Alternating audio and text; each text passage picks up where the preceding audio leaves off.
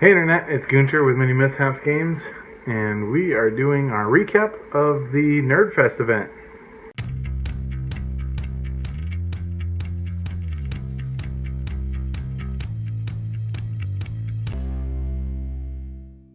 And we are at Nerdfest. It is beginning of day 2, so I'm going to give you the recap of our session on day 1. We essentially had 4th level D&D players with pre-assigned characters that are now world NPCs. So you can look for those on our World Anvil and Discord channel. And they essentially went below the Sanfei Forest to the formerly flooded Dwarven city under the ground. When the Hungry Dark was defeated, it vacated a bunch of area that caused it to drain out, so that ruins became suddenly available.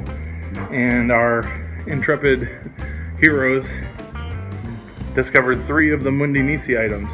So they discovered the Kinetis Horn, which is a special circlet that does sound replicating and sonic damage. They found the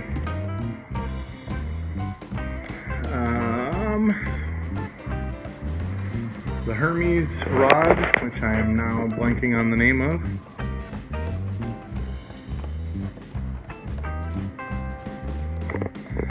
So Hermes Rod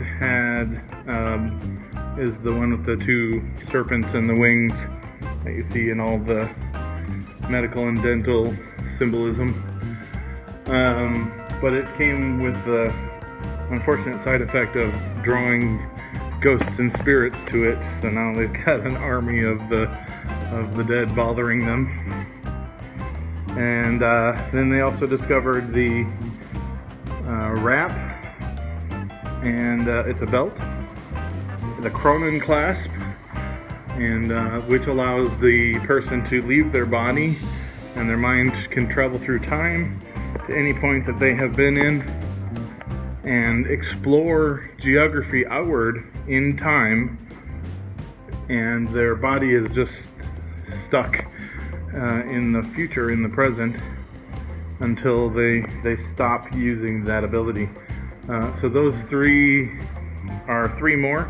There's 7 Mundi Nisi items, and once that set, if anyone ever assembles that set, then they would be able to take on the gods as sort of, that's the power level of it.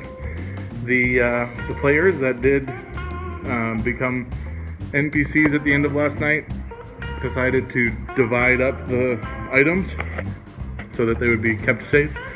So for those of you watching in the Discord at the Virtual Ventures, we'll have them acting as if they're in different parts of the continent for now.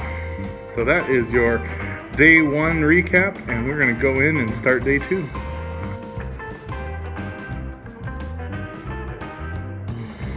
So today was not a session day. There was everybody was doing all the activities over at the River Center side. So it was an awesome event. They had vendors and artists and cosplayers and LARPers, and it was just my people everywhere, and it was so fun. So there were multiple events going on. We accidentally had the postponed city St. Patrick's Day that was postponed from the pandemic. Randomly, the parade went through the middle of Nerdfest, and the Disney World Princesses event was happening a block away. So I saw Disney princesses, I saw Spider-Man, I saw wizards and Jedi and Wonder Woman and DC and Marvel characters, and it was just a lot of fun. So I want to thank all the folks at Nerd HQ for their involvement, and thank Kevin especially for his work on making the event possible. Yeah, check out Nerdfest next year, because I hope they do it again, and it was a blast. It was awesome. So they just had crafts and souvenirs galore, and so that's it. But I had a lot of fun, and hopefully you'll join us next year for Nerdfest Part 2. Thanks, Internet.